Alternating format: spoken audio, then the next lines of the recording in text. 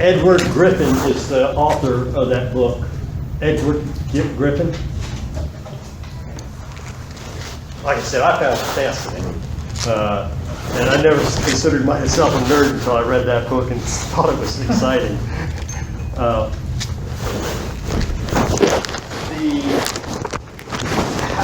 Can anybody in here tell me how the good is the enemy of the great? Say that one more time. The good is the enemy of the great. What's that? Yes. You get comfortable with what you're doing, and you just, it's good, you know, so why go any further? Jocko Willings. Yeah, that one. He's a Navy SEAL. He has a book called Dichotomy of Leadership. And so the dichotomy of just about anything you can think of, there's the opposite side. The opposite side is great, it's the enemy of the good. Can anybody tell me what that means? If you're great, you're definitely going to threaten the E-class people. Tier 2s. Okay, that's a way. What's another way that great might be the enemy of the good? You're trying to get perfection and Exactly. lose focus of everything. You're trying to make it perfected. If it's good enough. Get on to the next job. Now, you know, doing this kind of country club thing, you might have to have it great, but 99% of the time, good is good enough. Get on, you know. I like just thinking about things like that, and that's why I brought that up. It has nothing to do with real estate other than just general business. I knew when I got back into real estate from 86 to 2002, I had rentals and gas station and stuff, and I really wasn't a professional at it. I just had it and kind of went along as it was going. When I got back into it, I decided that I wanted to be a professional in three areas, and that was goals, following systems, and being a landlord. And I knew that I have another business, a landscape maintenance business, and I don't have systems for it and stuff, and it's just me. So I knew that when I got the real estate going, I didn't want to be so busy that I was spending a lot of time in it. So systems were real important to me, and I got back into it really, really slowly, because it really takes you a long time to get a system up, but it'll save you a lot more time down the stream. A good example is last year I had 2 rentals that were renewing.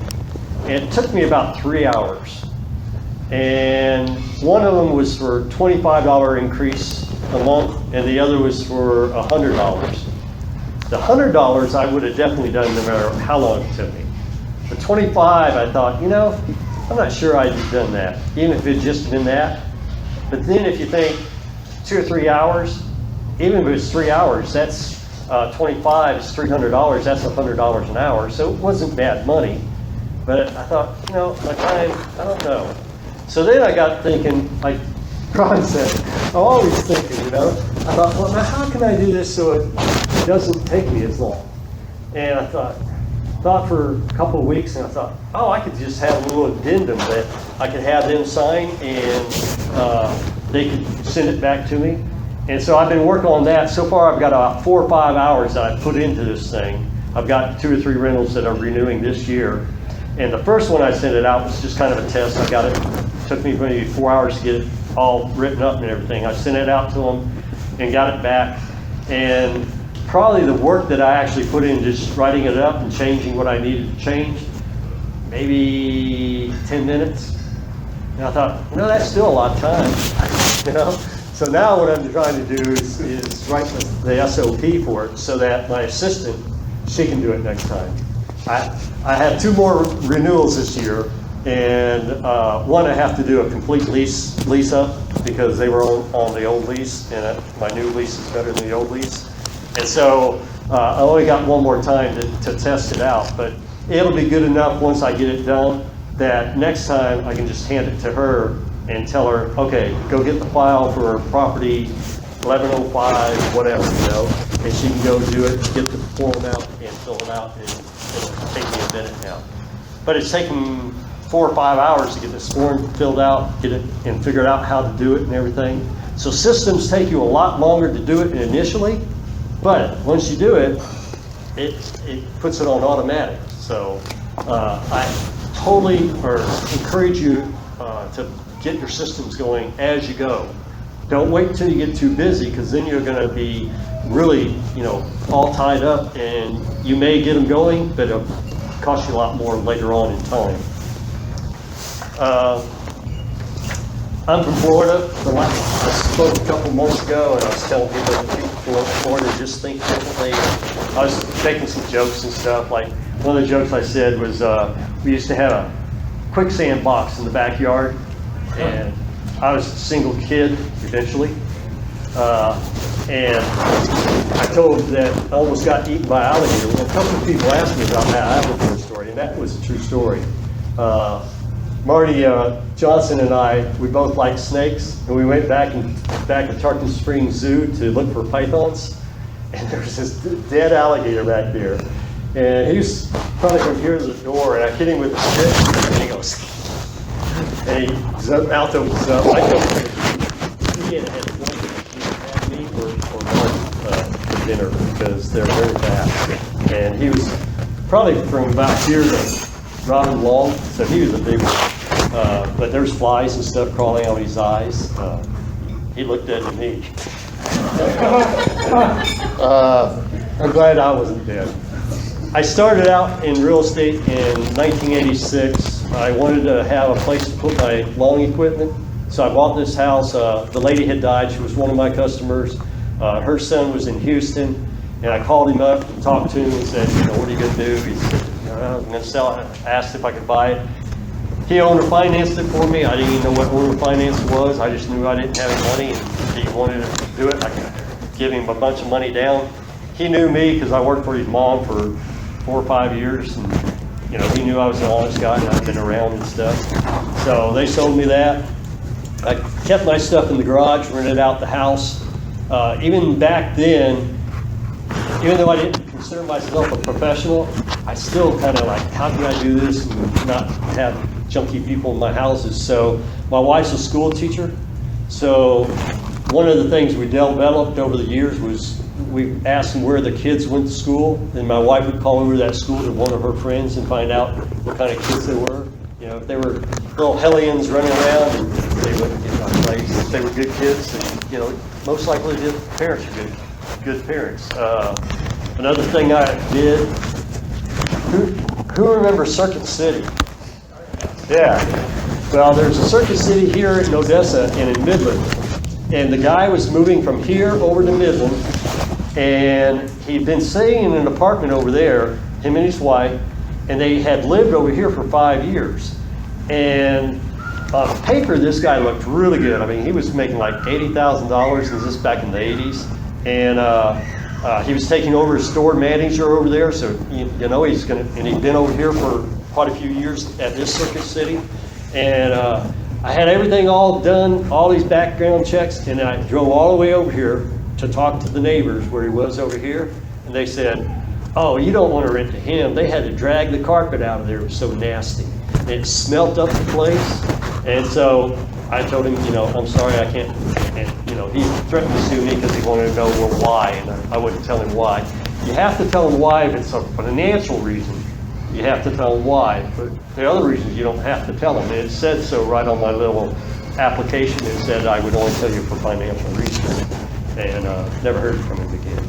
But so even though I was a professional back then, I still took it serious because I'm kind of lazy. I don't like doing other people's cleanups and stuff. One of my renters, he was from Mexico. The electric company turned his electric off. And he climbed up on the pole and hooked it back up to the hot wires. So I learned from him. I got a real estate lesson from him. It cost me $400. His water bill he didn't pay, and he went back and turned it on, and he ran up a $400 bill. And in Midland, I don't know how it is in Midland, in Odessa, but in Midland, if you'll go down to the water department and sign a paper, then you're not responsible for the water from then on out. even if the renter moves out and you put it back in your name, if you take it out of your name and they put it in their name, you're still not responsible. But if you don't sign that thing, I learned $400 it cost me because his bill was my bill and I owned the property. So remember, if you're from Midland, go sign that paper. So it's just little things like that you learn along the way. I sold all of my properties back in 2002. My boys were 2 and 7, and I just wanted to raise my boys and just be with my boys. And I wish now I'd have kept it all. I had a gas station and some other stuff, and you know, if I'd have kept it, I'd have been on East Street, you know. Coulda, woulda, shoulda. But my boy was, in 2013, I think he was a junior or senior in high school, the oldest one, and he didn't have any time for me. And the youngest one still hung out with me and stuff, but I knew eventually he would, you know. And I don't want to hold my boys back. I want to encourage them. They need to go off and fly and all their own, you know. So I thought, well, what can I do? And my sister called me up, went to a real estate thing in San Antonio and got back into real estate. And like I said, this time I wanted to be real serious on being a good landlord and take it professionally. I knew the key for it, a lot of you guys know Bigger Pockets. When I started listening to Bigger Pockets, like on 76 or something, show 76, I went back to number 1 and listened to all of them. And all the thing they said in there was, at the end of the show, they used to always ask, what would you do differently? And most of the people would say, I'd meet more people. And so in 2015, I thought, well, how can I do that? And, you know, I'm talking to different people, and one of my friends said, well, you need to go to the Reia meeting. I said, well, where is it? Well, it's at the library. Well, how do you find out about it? They said, well, go to Meetup. I said, what's Meetup? I mean, I didn't even know what Meetup is, you know? So I got in there, showed up to the library, you know, 10 minutes earlier or so, and nobody was there. It was 5 minutes after, and I thought, I must have the wrong place. And finally, somebody shows up, and as people would come into the group, we were just kind of jabbering. There was no presentation or anything. So, you know, I stepped up and I asked the guys that said, hey, can I volunteer to try to find speakers for the thing? And they said, yeah, that'd be great. So we started getting speakers, and now we're growing. And it's a matter of just volunteering and putting forth your time, because this will only grow if we all work on it. Robin's stepped up. There's a couple other guys that help out. And so the more you make this yours, the bigger it'll be. And you'd be surprised. I may not know your name and your face very well, but when people say wholesaling, oh, that's Alan, you know. And sometimes I can't even think of Alan's name, you know. I'll have to go in my little thing. That's why I try to get all of your pictures, because I can go down there. Oh, there he is. And I have a master file at home that says what area you're interested in. So if you tell me you're interested in fix and flips, then I look up all the fix and flippers. And of course, I don't want to give you Steve's name, because I've known him for 30 years and he's done it for 25 years. And he's really good. And he's always willing to help people. But basically, it's connecting people that are interested in their little niches of real estate. And, you know, I'm into landlording, so I can't help you with it. I mean, I can give you ideas and stuff, but I'm not good at the other things. So, because of what Bigger Pockets said about all of them wish that they'd gotten more contacts and stuff, I started to do it inside of the Reia group here. And there's like 400 something people in the group now, getting close to 500, and I've probably met 200 of them over a 5-year period. And you know, when you get, like this summer, I wanted to do a fix and flip, and Steve helped me find one. Now, it turned out it didn't work out, and I only wanted to do it because my son was going to do it with me. He's in college in San Angelo, so he was going to have the summer off, and I thought that would be fun to do something with my son, you know. It didn't work out, but it was still a good growing and experience for him, because he saw that I put money up, I put time into it, and it didn't work out. But that's okay, because not everything you're going to do is going to work out. And had it worked out, you know, he'd have made quite a bit of money, and that would have been sweet too, because he could have seen, I want him to be self-employed. He's going to be a CPA, but he can still be a self-employed CPA, and he can also get into business, you know, whether he buys a real estate business or a plumbing business or whatever.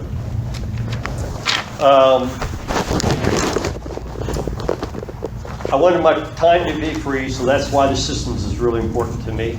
I didn't want to get in something that was going to tie up my time. I wanted something, I love doing landscape maintenance. I've got these spiral things at one of my customers. They're like 14 foot high, and only about the top half I could still see when this customer bought this house. And over a 2-year period, I made the spirals come all the way down to the ground. And that was so exciting to me. I love shaping bushes and doing stuff, but I know someday physically I won't be able to do it anymore. And when I can't do it anymore, then I want to have something that just does itself. I believe in working for myself and being self-employed. There was a guy I saw 30 years ago in 60 Minutes, and he was 94 years old, and they couldn't fire him because he owned the company. He was an architect design. He designed churches, and at 94, he was still designing churches. That was his niche. And I thought, how cool was that, you know? Doing what you love and doing it until you can't do it anymore, and then they just bury you, you know? So, I have a question. yes. So, our focus is going to be on Odessa and rehab, and you talked about doing some rehab this summer and fall. He said, can you share a little bit more on that? On what? On the rehab that you said you were trying to do and it didn't Get work with me out. after this, and I'll give you Steve's name. Okay. Steve loves talking to people Okay. and loves helping people. Matter of fact, I sent out a thing just a few weeks ago, or no, last week, and we went and saw Steve's place that he just got finished fixing up. We saw it about 3 or 4 months ago when it was all torn apart, and we got to see the finished product. Thursday? I think it was Thursday. Yeah. And Robin and I and one other person were the only ones there. Now when we first went the first night, there was like, I don't know, 14 people there. So I figured a lot of those people would want to come back and see what it looked like when it was all fixed up. Yeah. Next meeting in Odessa, or in Midland, is going to be our annual tour of homes. And I already got one set up, and that's why it's not on the thing. The actual tour is on there, but I haven't figured out who's got homes that they're flipping right now. And one is really neat. I just saw it last week. The guy's name's Cole, and it's going to be a 5-bedroom, 2-story, and it's all torn up. I mean, literally, there's no heat. He's got electric in it, but he didn't turn anything off because he's keeping his costs down. But I guarantee you all would want to see that one because it's going to be a really neat thing, and we'll go back. He said we can go back when he's finished with it to see what it looks like when he's finished. What's that? Oh. What day is that? The next meeting? It'll be the next meeting, yeah. When is the next meeting? Third Tuesday of every month is our meetings. And it alternates between Midland and Odessa? Right. We may have a place in Midland too. What's that? We may have a place by then in Midland too. Cool. It just started, so. Yeah. Well, and one year, we had one that was already finished, and that was pretty cool because she actually, she was one of the ones that you don't ever see, but I know her because I've seen her once or twice, and then they didn't come again, you know? But I knew her, and she got in contact with me when I was asking for homes, and she said, I got one. If you completely strip your thing down and rebuild it, you can get a thing from the city in Midland that considers it a new build. Even though hers was like 30 years old, but she got this certificate saying it was a new build. You talking about that nurse? What's that? The nurse? Yes. Were you there? Well, I was there. Okay, yeah, it was a nice home, wasn't it? Yeah. Why I want to do what I do with real estate is my boys. I love being with my boys. I love going to see them. That's why I went here last meeting, is because my son and I and my wife, she didn't scuba dive, but my son and I went scuba diving in the Keys, and then we just kind of played around. I'm from Florida, and we played around Florida for a while, and we were supposed to be back in time, but my mother-in-law's she's going senile, and so somebody has to be with her, and the nephew that is in Midland. He went up to Ohio to see a graduation, and he didn't get back for a week, and we had to delay our leaving for a week, so it made me not go back in time. But I had already asked Robin, and Robin said, no problem, he's good at handling it for me. And Ruben, I listened to his thing, man, I couldn't believe it. He was awesome. If y'all, for the people that are new, and if you haven't gotten my thing yet from the last meeting, you'll get a thing from my assistant. She's had some family matters and hasn't gotten it out yet, but there's a link on there, and it's to the Dropbox, and you'll be able to hear all the recordings that we have. And you'll be able to go back and listen to them. I'm really glad I didn't forget the disclaimer. What's that? I'm really glad I didn't forget the disclaimer. Yeah, I was bidding on houses, driving to Dallas, I'm like, Robin has presented here, and his is really interesting because within a year, he got his first property. And I'll let you listen to the recording because it's a very interesting story.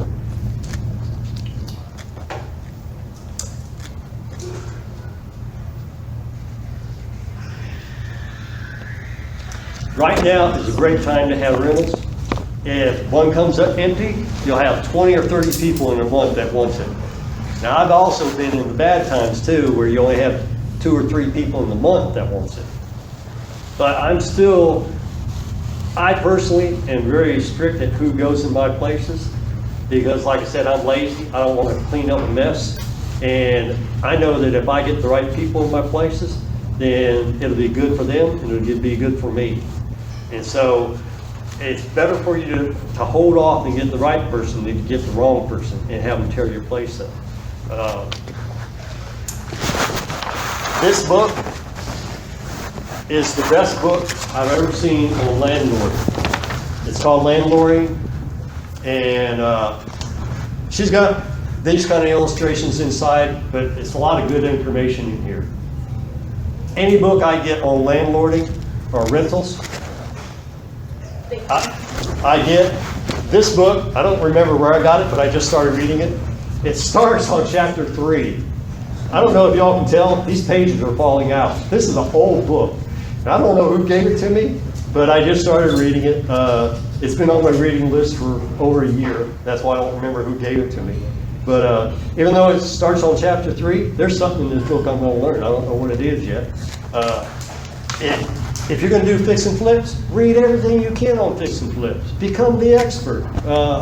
Get with Steve. Go over and do some projects with Steve. Steve's an expert. He knows numbers. He knows how to. He can tear that wall out right there, and he can do all that stuff. The last place that we just went and saw, he put a beam in the attic because the support wall was gone because he took it out. He can do all that stuff. So whatever you get into, if it's wholesaling, become the expert in wholesaling. If you're known as the expert, people start coming to you for the deals.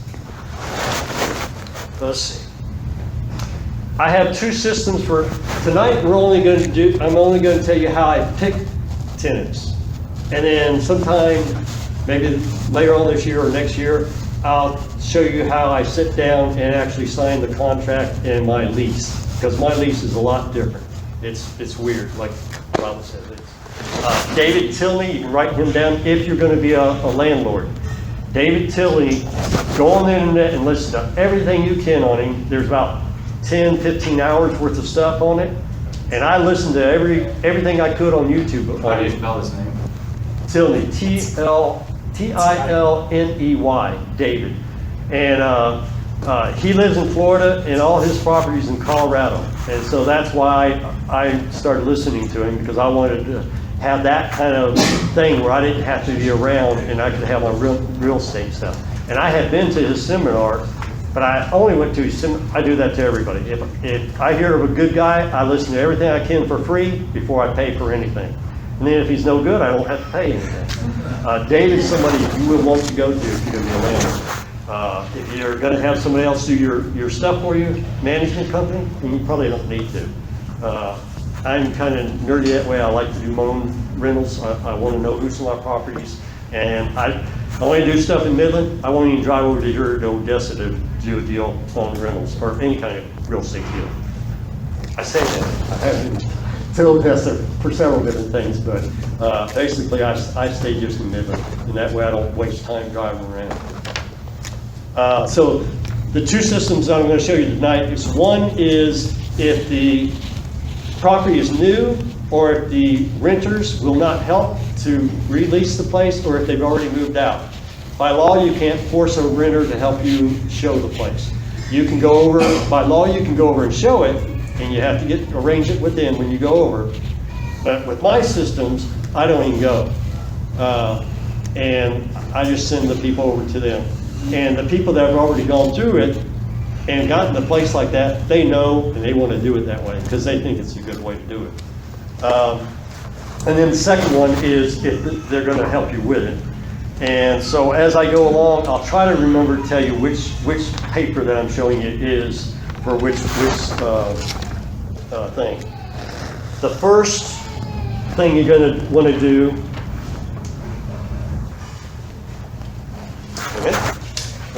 the first thing you're going to want to do is get it on the internet.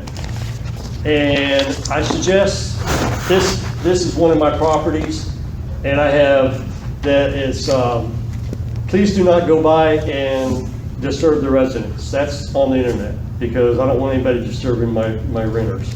If you want to see the home, call, actually it says now just text, because if they call, it goes to a dead number. It says, I'm sorry, I'm busy right now, I can't get to the phone. If you're calling, and I re-record it to whatever property I'm listing. If there's several properties at the time, then I just say, if you're interested in the rental, then leave your name and number, and then I get back to them usually within 24 hours. I like to call when I'm on the way out to work the next day. But like this one says, this roomy home has 1,216 square feet, 3-bedroom, 2 baths, all the way through here. I like to have three things in my rentals. I like to have if I'm building new, I like to have an extra big driveway so that when people open their doors, they're not hitting their other car next to them. And if it's a driveway like this behind each other, then they have to move cars, so I like it wide that they can pull around each other and they don't have to, switch back and forth. I want them to enjoy their home. I don't want them to be frustrated because they're having to always move cars around or whatever. I like a cement thing going from the driveway to the front door so they don't get their feet wet if it's raining. I like also a storage shed in the backyard, 10 by 20. And mine usually have these little lofts in them. Sometimes I don't get that one, but they are usually 10 by 20. And I like to have a fenced yard because I figure that way they can have their privacy and it's their place to enjoy. This one says the discounted rent is $1,300 per month and it takes $2,800 to move in. And that's what I tell everybody. They'll say, well, what's the deposit? I say, well, it's $1,300, the discounted rate, $1,300 per month, and it's $2,800 to move in. That's all I keep telling them. And then this, I started up, I think 2 years ago, and this is on all my advertisement. It says, our goal is to find long-term responsible tenants who want a clean and nice place to live at a reasonable price. And I really do keep my prices down. I'm not doing it to get other people's tenants. I never go for trying to, like in the landscape business, I charge what I want to make. I don't care what other people are charging. In my rentals, I charge what I think people can afford, not what I can pull out of them. I can probably get a lot more, well, I know I can get a lot more out of my places, but I want to treat them right. I want them to enjoy their places and be able to afford to stay there. So it says, the tenants who pay rent on time and maintain a clean home and property. We strive to provide tenants with clean, cozy, and comfortable homes and improve our homes every year. Make sure these goals are in line with your goals so we are working together to have a great place for you to live for a long term. And on my properties, when I list them, it says, how long do you want to stay there? 2, 3, or 4 years, or 3, 4, or 5 years. I don't even give them 1 or 2 years. Now, most of them always sign a 1-year lease, but still, I want to get it in their mind that I'm thinking long term, And I tell people when we're meeting up in the house and signing a lease, I say, I hope you die here. 30 years from now. You know, I don't want you moving out. You know, try to put all the amenities that you can think of on your property. You know, if it's got an extra wide living room, or like here, I put the schools that there are. It's in the advertising, so they know what schools they're going to go to. If the fire department is close, like this one, it says somewhere on here, it's like, I measured how many blocks it was. And it says fire department only 5.5 blocks away, you know, only, you know. And then the school of this, no, one of my properties, school is like 3.5 blocks. So, you know, if it's a long ways away, then I don't mention it. I'll just say it's local school is this school, you know. Like, yes. What website do you advertise? What? Zillow. Zillow. Once you set up your site on Zillow and put that property on Zillow, your information's done. It's easy. All you gotta do is go in there and click it and make it show, or click it and make it not show. And that's why I like Zillow. Cozy, I have not used it, and that's what Bigger Pockets is using now. And from everything I've heard about Cozy, it's really good. But I have not used it. It is. Did you use it? I use it, I mean, they'll do background checks for you and everything, it's pretty. Right. And I was thinking about using them for background check, but I was already using the Bigger Pockets, and I've got it written down here, the site that I've got it written down. It's TLO. Huh? It's TLO. It's my credit, or I can't think of it. That's done. Yeah. Anyways, I've got it written down here if you want to know the credit place that I use, and I do use one. I think you collect rent on that site too, Cozy. What's that? Collect rent, your rent and all that. Yeah, I don't like, every time I try to find somebody that will draft rents, it takes 4 days for it to get to my bank account, and that's too long for me. So my renters have to deposit either in my bank account or draft it. I have some that will go and actually go to the teller and deposit it, and some that will do the draft. I can get in there that night on the 1st and see who's paid and who hasn't, because I know each one is different. And if I have 2 incomes that are the same, I do different accounts, so I know who's who. But I like being able to see my money in there now. I'm pretty sure Cozy's that way. It takes 4 days for it to actually get to your thing. And if for some reason the renter decides to pull it back or something, I don't know. I like to know my money's in my pocket. Let's see if we got anything else in here. There again, it says here, it tells them no cats, no loud, no parties, no evictions will be accepted, no prior evictions.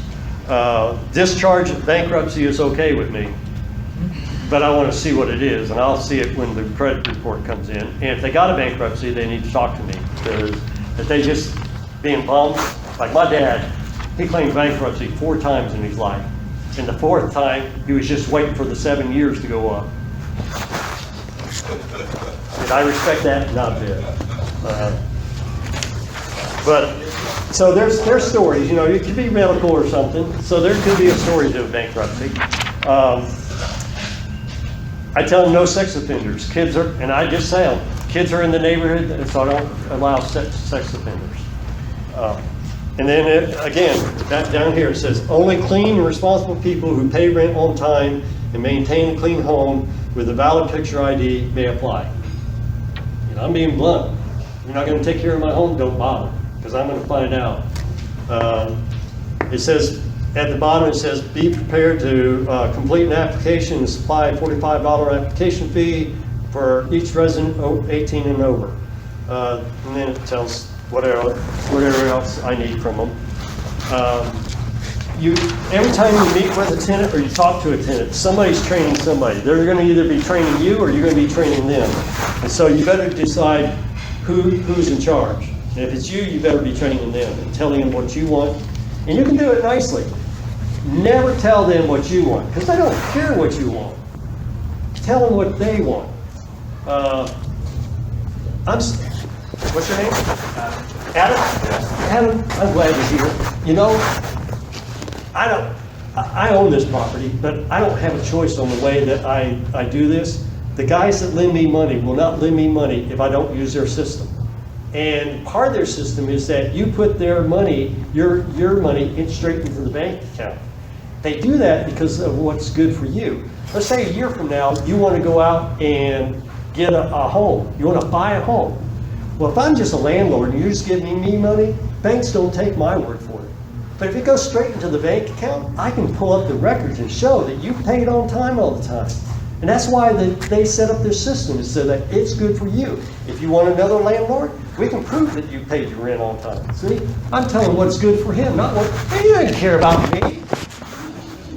It's good for him. Everything's good for him that I tell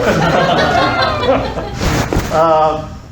This is the rent criteria. And this is the criteria I use for picking tenants. And I've circled a couple here. 1, 2, character, reference, current monthly take-home pay. And then number 3, it says, on the thing that's on the site, or I put this on the window too. It says, must show signs of being able and willing to take care of the homes and grounds. My criteria, because you should have a criteria that if you ever go to court, you can take it to them. Mine's expanded. It says, number 3, we are looking for tenants with OCD, obsessive compulsive disorder. And I got this 2 years ago. This lady came into my place and she looked up there, and way up at the crown molding, there was a little crack up there. They should have caulked that. Look at all that. They should have caulked there. And there was a thing down here that I was going to fix, and I saw this one. I never saw that one up there. And she picked that place apart. I tried so hard to get her to rent my place. It was a clean place. It just wasn't perfect, But it made me think about that after that. And within about a month, I kind of formulated my idea that from now on, I'm only going to let OCDs go in there. I have a recording on my phone of a lady that goes in and helps people declutter their house or their office and stuff. She went into this one guy, got his room all cleaned up, and hung stuff up in the closet and stuff. She came back the next day, and there's stuff all over the place and all over the chair. He said, I can't do this. I just felt uncomfortable. I have to have this stuff all laying on my chair. He's a bum. Sorry, he's not a bum. He just needs his mess, Well, I don't want his mess in my place. I want the OCD people, and because these papers are long, you need to straighten those up, And quite literally, they cannot help it. It's their personality. That guy's personality was to be messy. My office is a mess, but the rest of my house is pretty immaculate. My truck, it's a mess. It kind of bugs me, but I do it because I've got other stuff I need to do. But for the most part, I'm OCD. Number 5, on here it says criminal and civil history, no evictions or sexual offenders. And on here it says no serious crimes. Doesn't say that on here for our personal stuff. And it also says type and number of civil suits. So we'll take a look at that. And this is actually what we do. It's covered under here because it says general, but it doesn't get specific on what I'm looking for. I would never tell people I'm looking for OCD, That would insult them. But you're not going to get in my place unless you are. Number 7 is previous rental history, no evictions, what the neighbors say about the tenants, and what previous landlord says about the tenants. This is inside our company. It doesn't say that on here, it just says credit check and history check. Number 13 on the thing says all criteria, in other words, everything on here, are followed unless they are good mitigating circumstances. David told me when I went to his seminar, pointed out that you don't want to ever pin yourself into a foxhole. If you tell people that you don't let bankruptcy people go into your property, and then somebody that's, man, this is perfect person. They had a bankruptcy, they've got out of debt, they're paying all their bills now, they got great income. If that's your SOP, you can't get out of it. Unless you've got something like that down here saying that unless there's extenuating circumstances. That way you can get out of it because, oh, that's a good story, right? But if it's in your criteria that you won't let bankruptcy people, then you can get into lawsuits that, oh, I was Hispanic, or I was white, or I was black, and they wouldn't let me in there. No, I'm sorry, you were just a bum. That's why you didn't get in my property. And always keep details of what you're doing. Keep good notes.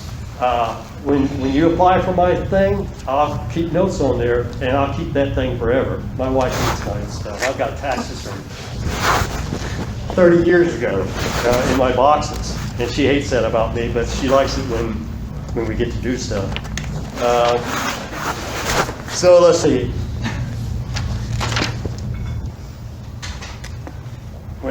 When fixing up property, always think long-term. Most people try to tell people they don't own the property because they're wanting deferred responsibility. They don't want to have to make the decision. I used to tell them my money people won't let me do it unless I follow the system. And I supply money to myself, and I won't let me do it unless I follow the system. I do have lenders, and they like my system, and they won't let me do it unless I follow the system either. They'll lend me all day long. They trust me. They know I follow through.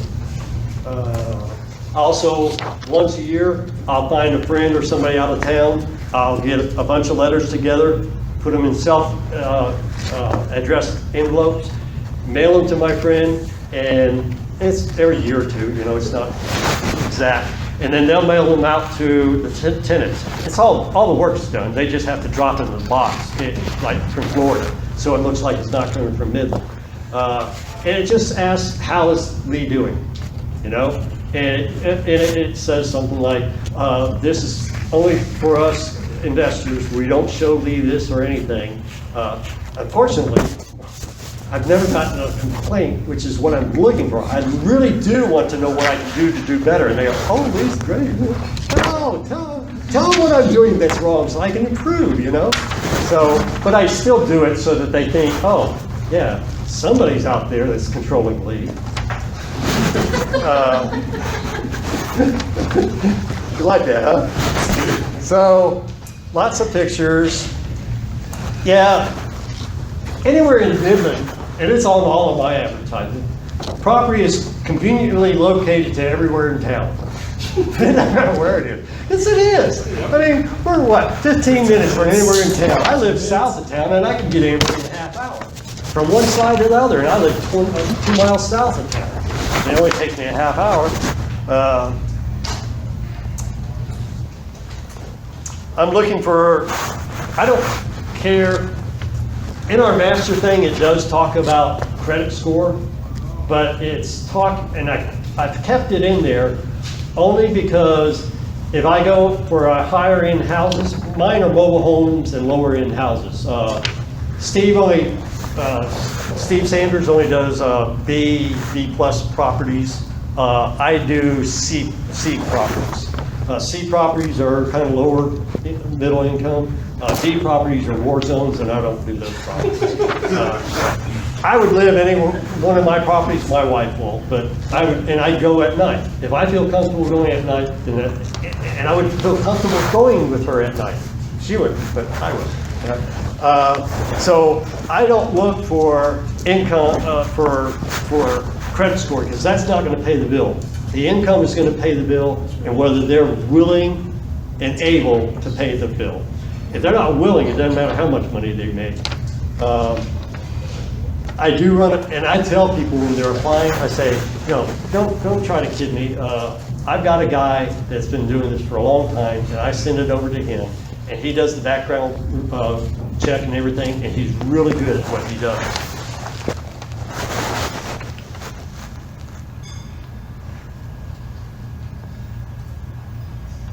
Oh, what's good for them?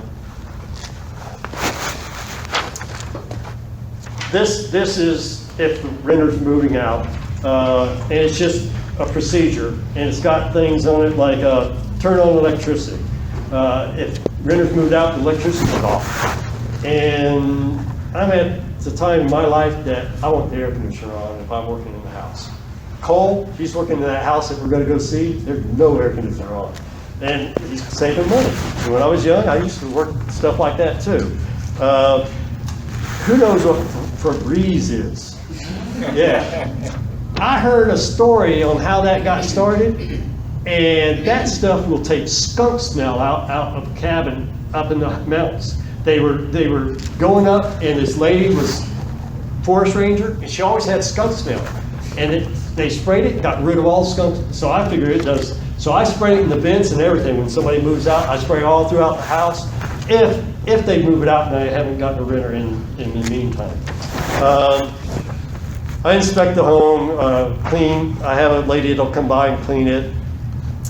After everything's done and we're all cleaned and everything, I'll have Boyston come over and spray it.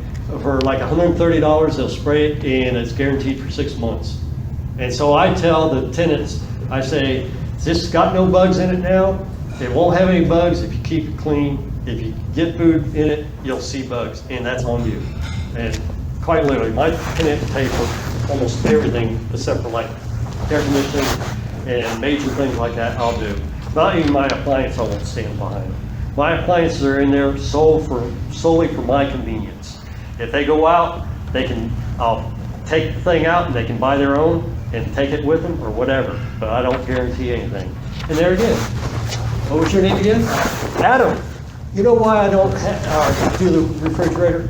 I had a friend of mine, and he had a guy that was in the military, and he left the deep freeze in the garage and said that my friend could use it. So he rents out the house, and the thing goes out on it, and they had all this meat in it. And the renters wanted him to pay for the meat. I said, I'm sorry, I just don't have that kind of money, and I don't want the stuff going out for you. So if you don't want the refrigerator in there, I'll haul it out right now, and you can buy a brand new one, and it can be yours, and you can take it with you when you go.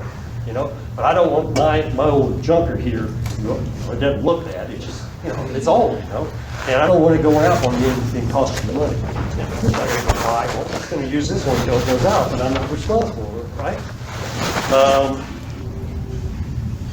Take a lot of pictures. These websites are free. They take many pictures. I'll start sending this around to you now. Don't worry about the junky side. Only look at the clean side. Initially, when I first get a place, I'll take it, and you know, it's a blank room, but it's all fixed up and everything, right? OCD here. She took down every fan in the house because they were white. Of course, she had my permission, and put up these fancy wooden fans, anyways, $250 fans. And I told her, you know, you take those down, the new one's going to have to stay. She said, I know that. But she's one that will probably die in that house. She likes her house. She's done quite a bit to that house. Okay, things to look for and do and go. Okay, this is my I have, if you call that number, I'll call you back the next day. And I go, Adam, ding ding, ring ring, you know, talk to him on the phone. I have renters in the place, and they've agreed to show it to you, but I have to pre-qualify you. Do you mind if I pre-qualify you?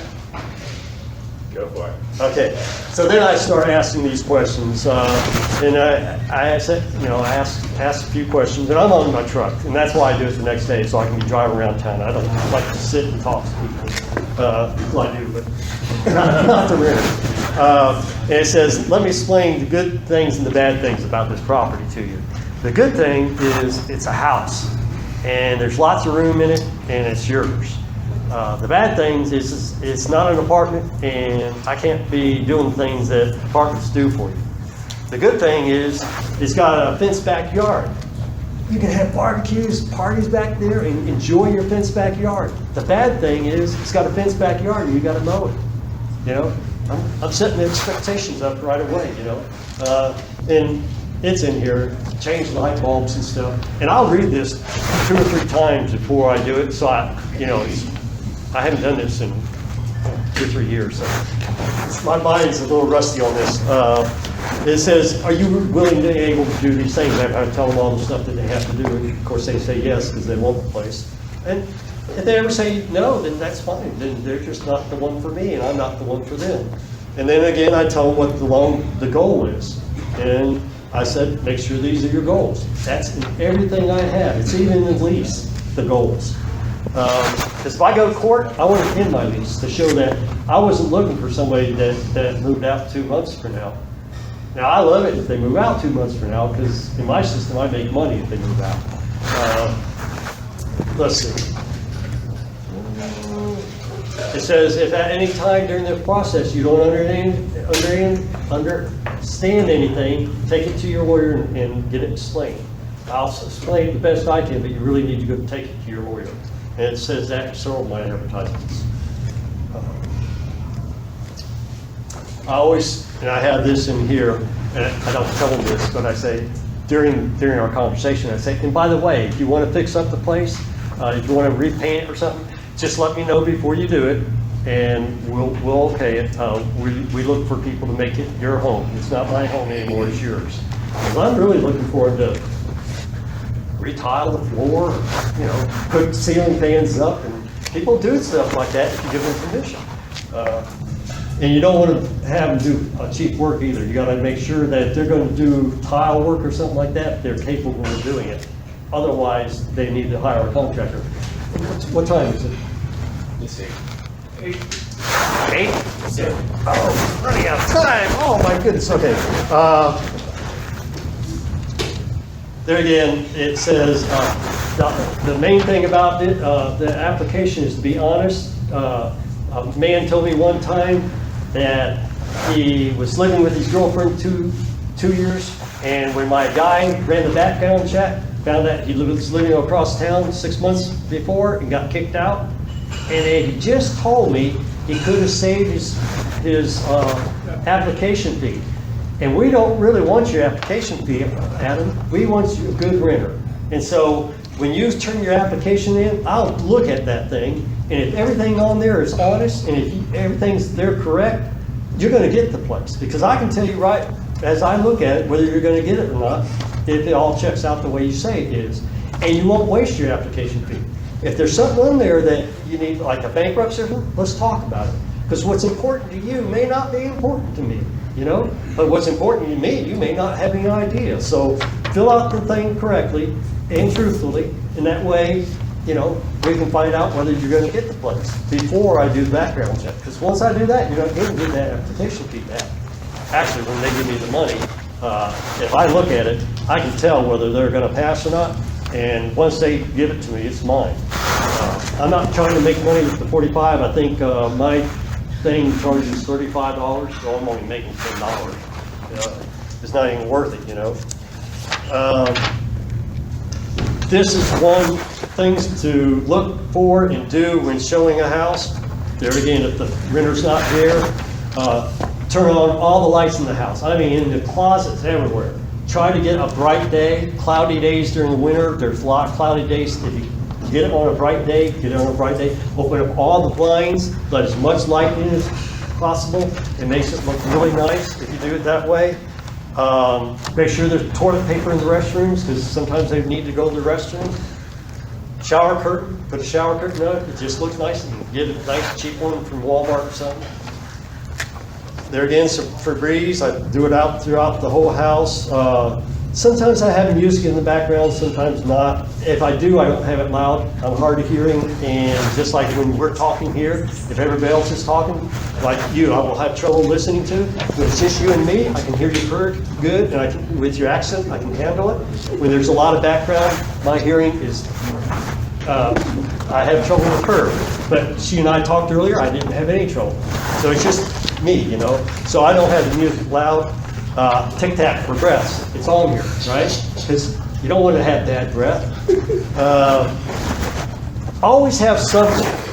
I have flyers that I always, and they're different flyers, you know. That tells all the stuff that's on there, but I'll put something on there that's interesting so that they keep a hand on that. Because they may be looking at 4 or 5 different houses during the day. I want them to have mine in their hand.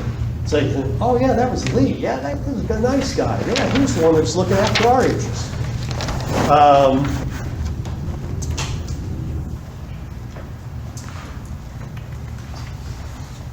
I tell them that we don't take cash, only while they're walking to the house, I try to come up with 4 things to tell them. I tell them about the letter recommendation letter. I tell them if they miss rent one time, if they're late one time or no time, we will give them a letter of recommendation for their next landlord, or if they're trying to buy a place. Now, I had a lady told me right after Christmas she was going to move in June. And so in January, I spent an hour on this stupid thing. I get this nice little recommendation letter, and I get it up, and I call her up. Her husband's at me, and I call her up. I say, hey, I got the letter of recommendation. Let me read it to you so you see if you want me to change anything, you know? Because I really do. I give them a letter, and I want them to, oh yeah, that sounds good. Don't change this, you know? I said, oh no, we went to Odessa, because he works here and their church is here. And you know, I don't want them to have to drive back and forth. And so she said, oh no, we went to Odessa. The houses are over there are all junky, and they want a whole bunch of money for their rent, and they're happy at my place. They're going to drive forever, I guess. They're one of the ones that are getting renewed this summer. Let's see, what else? Oh, I'll do the Dave Ramsey course for them. I took Dave Ramsey 25 years ago. It'll light up your eyes. If you haven't taken it, I highly recommend Dave Ramsey. It's like a 9-week course, teach you all about money, insurance, all sorts of kind of things. This one, if they renew, it used to have, if they renew the rent, I'd improve the house. I still kind of will do that, but I don't really bring it up now. I think I'm going to eventually just do away with that. And basically, I like to do my fix-up while people are in it. I don't like to wait until they move out, because I like to be paid while I'm doing the fix-up. And the way you can do that is, wow, the kitchen looks kind of dingy in here. Would you like me to get a painter in here to paint up your kitchen so it looks nice and bright for you, Adam? Absolutely. Yeah, see? Now I don't have to wait until he moves out and waste 2 or 3 weeks to painting the house. Try to fix up stuff while people are in it. We'll put that one over there because we're running out of time. That's why I only did half. It's because I knew it was going to be a long one, and I knew I'd never finish both of them. This is anyone turning in an application. This is what I used to do. This is the old system. Now it's been incorporated into the actual lease itself. And I've highlighted some parts on here. See, it says right here, this is the application. It says, if you want to customize the property in any way, such as painting it your own colors, we're open to working with you on that. See, I want them to change it. I want them to do stuff for me. They have the following 2 options. They can either, if it's husband and wife, the husband can apply for the thing by himself. If it's 2 income, they can do it as a team. But if they get split up, then if it's a team, then the other person will have to reapply to see if they can afford it. If approved, the following people will be living with me, and they have to write that down. Don't make them write the ages. You can be, oh, see that little symbol? You can get that off the internet, and that's the equal opportunity housing thing. Put that on all your stuff.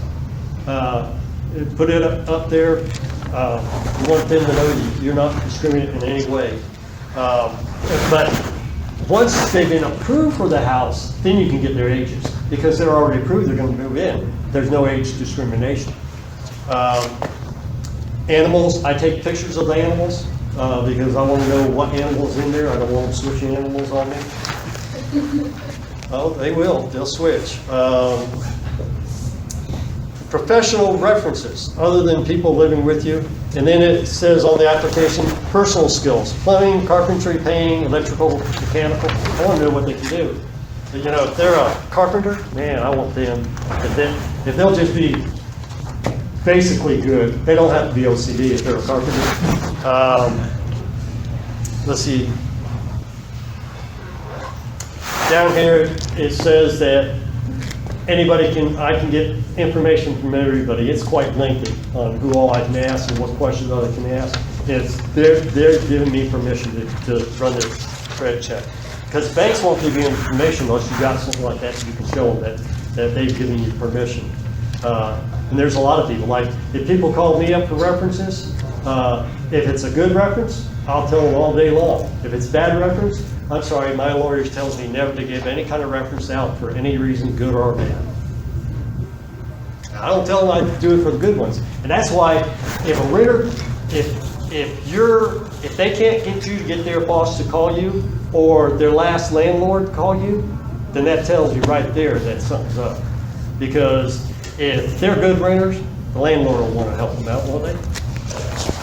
There's no problem with them getting somebody to call if they're good people. Says applicant has 24 hours from time of approval to fulfill the rental contract, which will be this next seminar. It'll be showing the contract and what all different in my system. And basically, you want to get them on paper and money in your hand. If money's not in your hand, they could go out and find a place tonight and they're gone, you know. So they actually sign papers and money's in your hand and nothing's done. And I tell them that. I'll keep showing it until we meet up. And, you know, if it takes 2 or 3 hours to meet, then that's fine.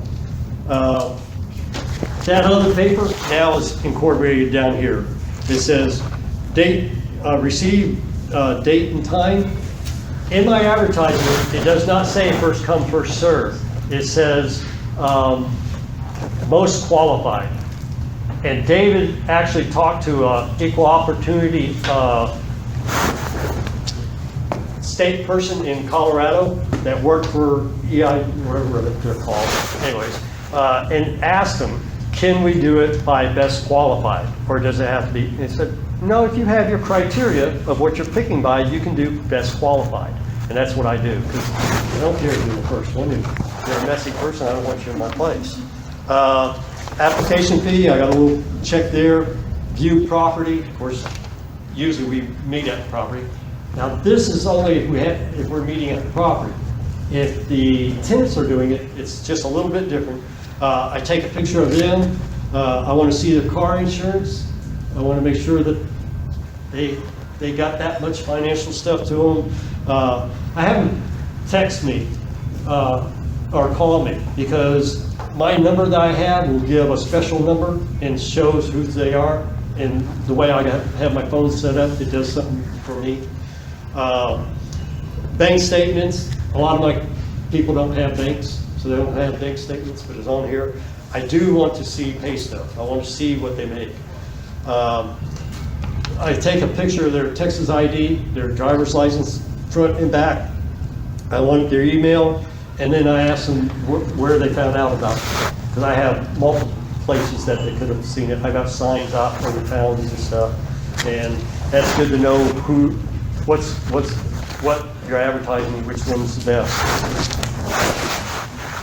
And then,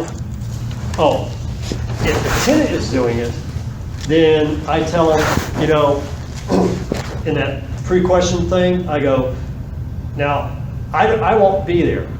I don't want to be there, because I want you to go there so that the tenant can talk bad about me and tell you what a jerk I am. Or they might actually tell you that I'm a good landlord.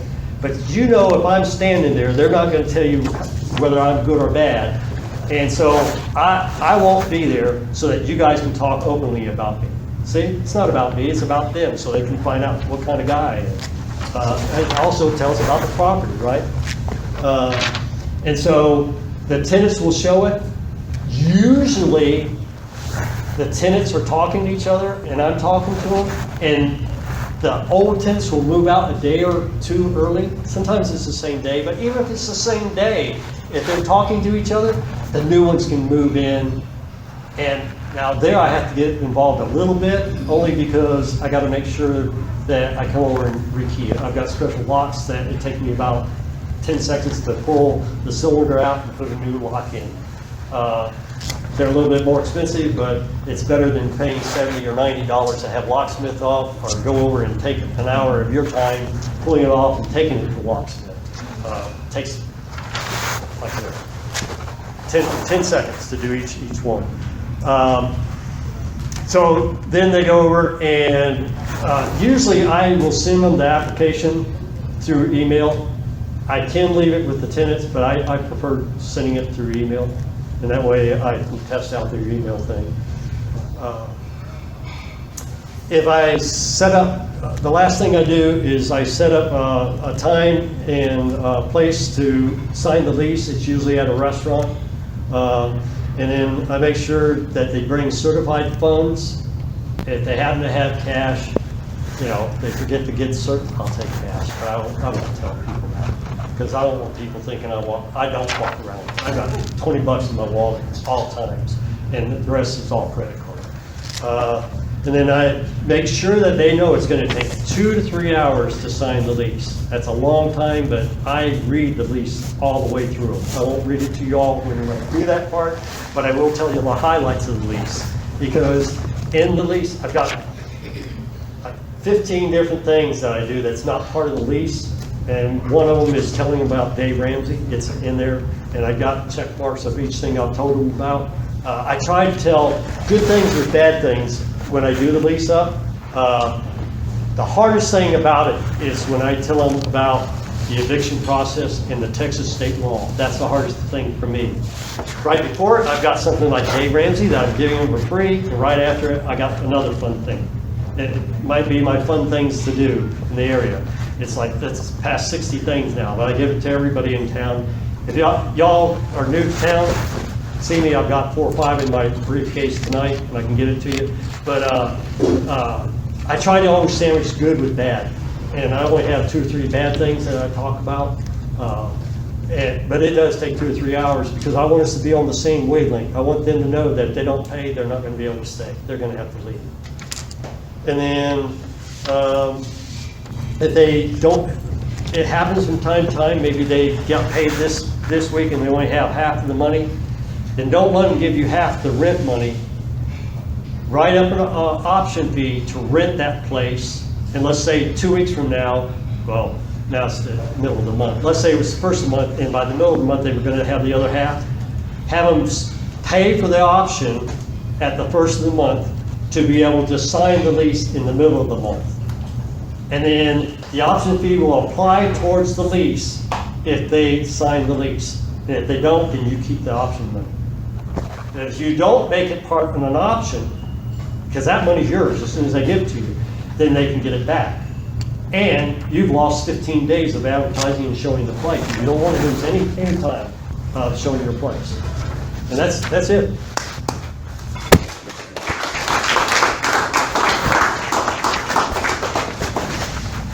Y'all can talk to each other. We usually hang around and talk to each other. So.